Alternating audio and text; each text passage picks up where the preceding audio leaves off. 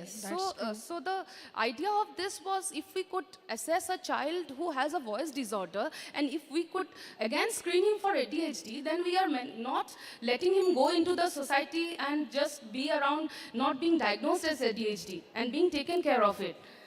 Okay, thank you. And those who are diagnosed with the laryngeal trauma, is Pardon, ma'am?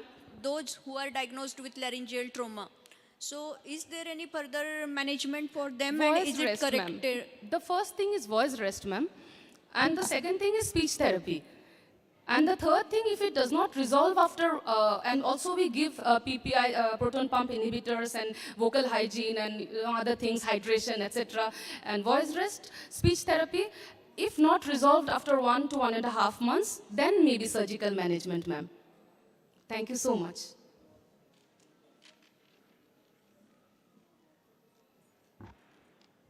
Thank you, Dr. Komalika.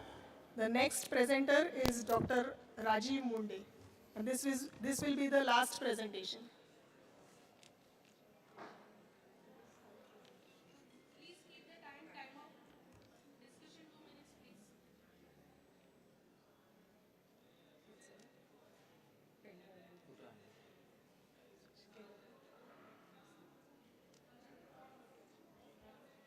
Good morning, everyone.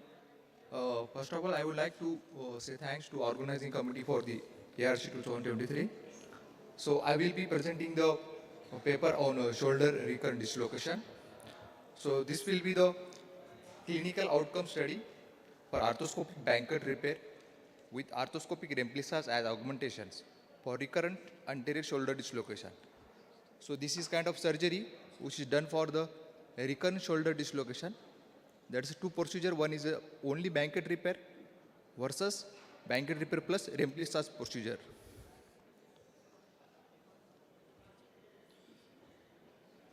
So in introduction, Bankert repair is kind of surgery done by arthroscopically for the repairing the glenoid labrum in anterior shoulder dislocation.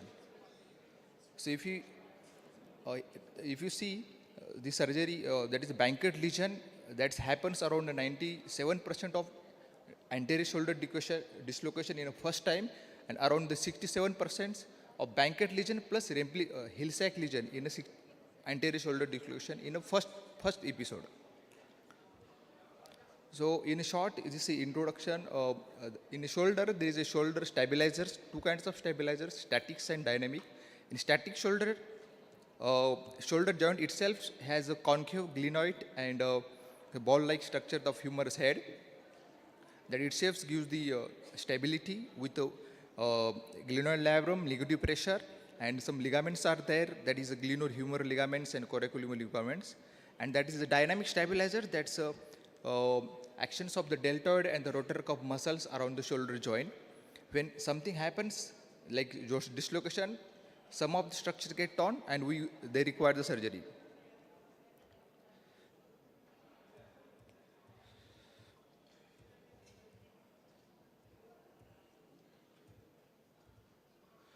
So, Bankert repair is a surgery where we repair the labrum, and remplissage is a surgery we repair the Hill-Sachs lesion which happens at the posterior end of the humeral head, where we fix the infraspinatus tendon at the Hill-Sachs lesion, that is a fracture at the posterolateral humeral head.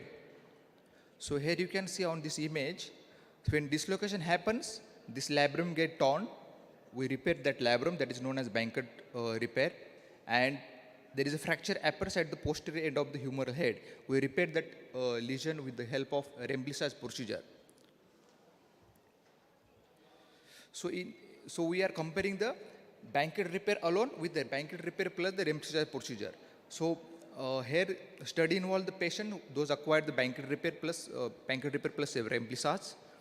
This surgery is a multicentric type of surgery done by me only at Maimar Medical College and other hospitals, multi-specialty hospital between the August 2019 to 2023. My follow-up of post-surgery is around 1 year.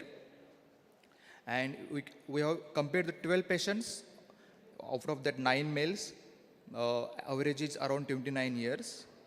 with the blanket repair versus blanket repair plus remplissage, matching the age and the sex of the patient as a control group. So in a surgical technique, surgery done by a single surgeon with a suprasclavicular block with the general anesthesia with the skin traction about 3 kg.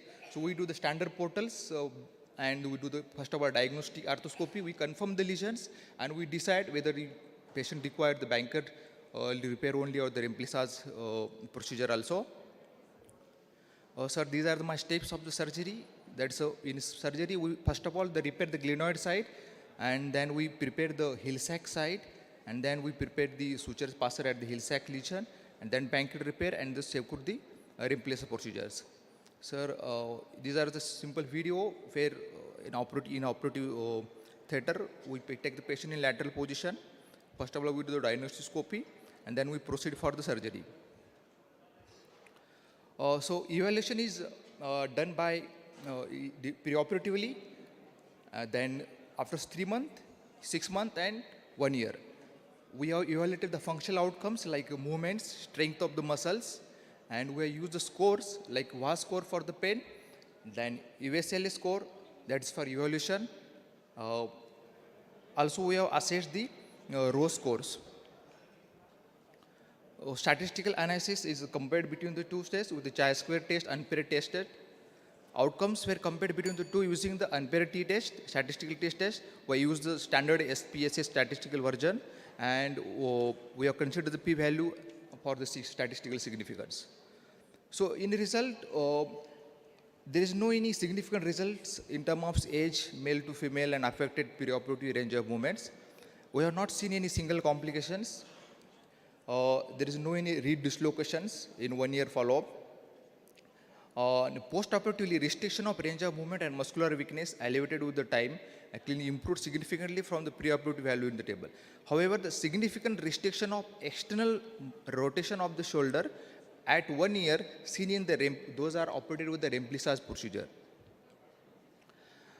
So of the clinical VAS score different significantly between the two groups at 6 months, but it is no significance at 1 year. ROSE score was significant in lower remplissage group, both preoperatively and at the 1 year after the operation. USLA score remained significantly different in both score throughout the follow-up in 3 months, 6 months, and 1 year. So in conclusion, in my study, there is clear evidence that remplissage leads to the better outcome in terms of the clinical outcomes, lack of recurrence, despite some restriction of external movements, that is external rotation. Therefore, our finding confirm that validity of remplissage procedure with augmentation for blanket repair in high-risk group with engaged lesion has good outcomes. Only concern exists for the remplissage procedure is that it is a non-anatomical fixation. We are fixing the infraspinatus, that is external rotator, at the heel sac lesion. That's why patient will have the restriction in the external rotation. But in terms of the considering the reed dislocation, remplissage procedure is always better compared to only the blanket lesion. So our limitation of study is a small size sample size, and follow-up duration is up to the 1 year. Still we are continuing the study. We are following the patients for planning to follow the patient for 3 to 4 years. Thank you so much.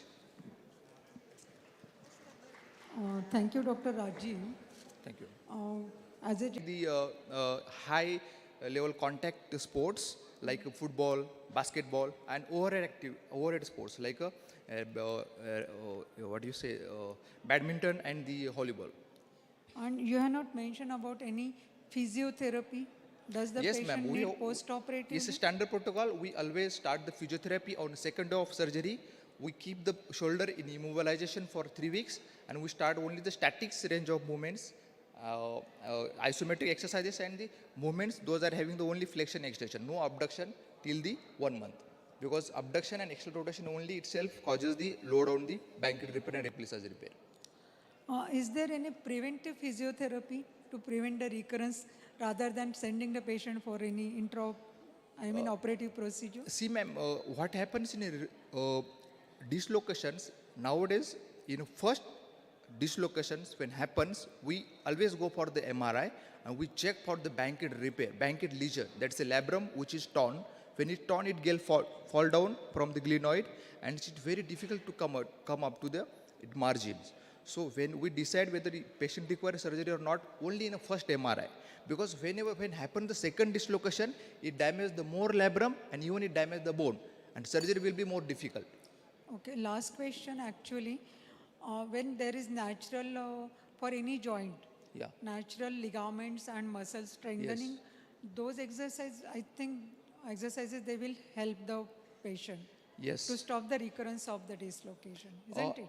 Yeah, no, I mean, what happens, those, in suppose dislocation recurrent happens in around middle age, around 40 or 50 years. So we don't go for the surgery. We first of all, we start with the physiotherapy and we ask patient to avoid the external rotation and the extensions. Because dislocation occurs whenever patient does the external rotations and extension with the force. So in that case, we go for the physiotherapy and the lifestyle modifications. We train the patient in such that he will avoid the, he will prevent the external rotation and extension. Suppose if someone wants to slap or someone wants to throw something like that, we rotate our shoulder like this. But we train the patient to rotate your whole body like this. So it will avoid the extension and the external rotation. Dr. Rajiv, with time, the patients themselves get educated what are the restricted movements. They know it, but it is definitely from preventive point of view, from the operative complications, it will be better to go for preventive management. Exactly. Thank We you so always, much. it depends on the age of the patient, activity of the patient, sports, whether he is sports person or not, then we decide about the surgery. We never go for surgery for the every and each patient. So we consider the patient's activity and we first of all try for the physiotherapy, but not in a, those are in a sports person or those are been very young and having the contact activity. Thank you. Thank you, ma'am.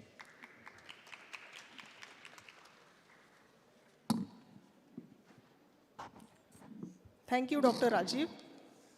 Now I would like to request our chairpersons, Dr. Deepa Nair and Dr. Rajamani sir, to felicitate our judges, Dr. Karotapati madam and Dr. Swati Guru madam.